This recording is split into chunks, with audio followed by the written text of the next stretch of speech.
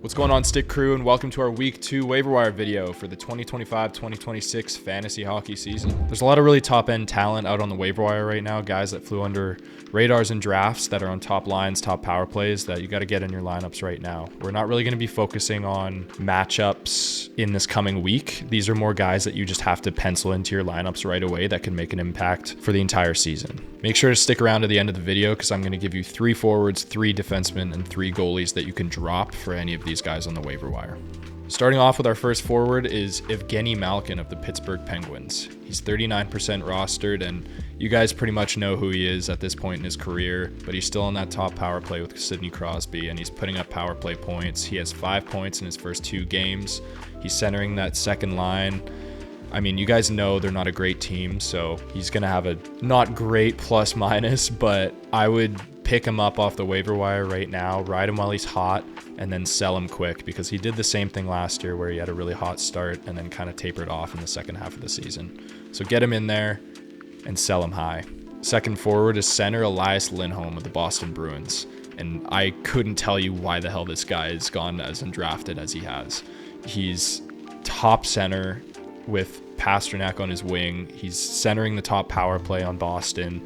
And without Marchand and Bergeron there, they're really going to be leaning on this guy to put up points on the board. He's got good shot volume so far, good ice time, and he's shown his upside when he was playing with Calgary. So I'd pick him up right away because he's playing on that line with one of the best players in the league in David Pasternak. Third forward is winger Andrei Kuzmenko of the LA Kings. Kuzmenko is 31% rostered, and again, he's playing on the top line with Adrian Kempe and Anze Kopitar. And he's on that top power play as well. This guy was producing on the latter half of the season last year when he got traded and was a stud in the playoffs. He's got 3 points in his first 3 games and he's been logging pretty good ice time. But when you're playing on a line with Kopitar and Kempe like he is, he's going to produce a ton of points. So add him immediately. Our fourth forward is Alexis Lafreniere from the New York Rangers. Lafreniere is 39% rostered, and he is on the second line and second power play, but the guy put up 11 shots in his first 2 games and has been looking really good. With Vincent Trocheck out week to week, I know they're going to move Lafreniere into that top power play, so add him right now before he starts putting up those power play points. Next forward is Shane Pinto from the Ottawa Senators. He's 12% rostered and has had a really good start to his season. He's on that top power play with Brady Tkachuk and Tim Stützle. And he's centering the second line with Claude Giroux and Ridley Greig. He's had really good shot volume so far and really good ice time, so I'd add him up right now. Last forward we got is Frank Nazar from the Chicago Blackhawks. He's centering the second line on Chicago, and he's on the top power play with Connor Bedard. He's got 3 points in his first 2 games. He's looking pretty good. And honestly, you want as much exposure as you can get to a guy like Connor Bedard. The Blackhawks aren't a great team in general, so you could see his plus minus dipping. We don't know a lot about this kid just yet, but he is looking good so far and putting up points, so stick him on your bench and hope for a breakout season.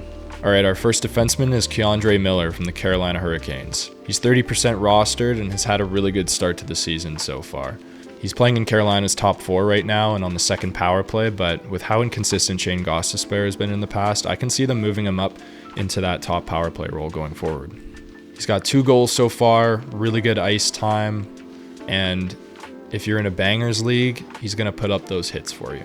We've seen flashes of upside from Miller, but I feel like we haven't been able to see his full potential because he's been stuck behind guys like Adam Fox on the Rangers. Next up for D-Man is Travis Sanheim on the Philadelphia Flyers. Sanheim is 20% rostered. He's currently on the top pairing for the Flyers and on power play too, behind Jamie Drysdale. Honestly, if Drysdale isn't that consistent on the power play, I can see them moving Sanheim up into that role to give Drysdale a bit of a breather, but I don't see him putting up a ton of points on a team like the Flyers, but he does have good peripherals, so if you have an injury or anything, he's a decent guy to pick up off the wire. Our last D-man here is Artem Zub from the Ottawa Senators. Zub is 5% rostered. He's playing on that top pairing in Ottawa, which is giving him really good ice time, but he's not getting any power play time, unfortunately. I could see that changing, though, with a goal and 2 assists in his first game. He put up 5 shots and a +4 rating as well, so if he keeps consistent with this output, I can see them moving him up to a power play unit. Moving on to the goalies now, we have Scott Wedgwood of the Colorado Avalanche. Wedgwood is 61% rostered, and he's currently filling in as the #1 goaltender in Colorado while Mackenzie Blackwood recovers from his injury. He's not a long-term ad, but while he's starting right now and playing well for Colorado, he is a must-add. Our next goalie is Arturs Silovs from the Pittsburgh Penguins. He's 29% rostered, and the Penguins decided to throw him out there in the first game of the season against the Rangers, where he put up a shutout. With how mid Tristan Jarry has been in the last year, I wouldn't be surprised if they toss Silovs in for that #1 role the rest of the season. Our last goalie here is Jet Greaves from the Columbus Blue Jackets. He let in 2 goals to Nashville with 29 saves in the first game of the season, but Elvis Merzlikins has looked like ass his whole career. He's had a few flashes of upside, but I just don't see them sticking with him for the long term. They were also talking about trading him a ton last year, so I don't even know if he stays on the team long term. Jet Greaves could solidify himself as that #1 in Columbus, so add him right now. All right, now I'm going to give you guys a few options to drop from each position, just guys that don't look like they're worth rostering right now. Starting with Frank Vetrano on the Anaheim Ducks. He's 59% rostered, and he's not even on any of the power plays, and he's playing super low ice time. Next up is Adam Fantilli from the Columbus Blue Jackets. He's currently 60% rostered and centering that second line and second power play for Columbus, but with guys like Boone Jenner, Sean Monahan, and Kent Johnson all healthy right now, they're just stealing time away from him, and they just want to keep playing those older guys for some fucking reason. It sucks because he's a talented young stud, but I don't think he's worth rostering right now. Last forward I got is Ryan Donato of the Chicago Blackhawks. He's 26% rostered, he's playing on the third line and second power play of a really bad team, and he's got no peripherals. Just get him out of here. My first defensive drop is Rasmus Andersson of the Calgary Flames. He's 49% rostered, and honestly, the only thing he's really good for is blocks. He had a -38 rating last year, and he's not even playing on any of the power plays. I just don't see a point in having him on your team. Next drop is Brock Faber of the Minnesota Wild. Faber's 59% rostered, and honestly, it seems like they just like Zeev Buium and Jared Spurgeon more on the power play. He's getting 0 power play time, even though he's on the top pairing. He's never really seemed like a big points guy anyways, so I'd consider him as a drop. Last D-man is Matthias Ekholm from the Edmonton Oilers.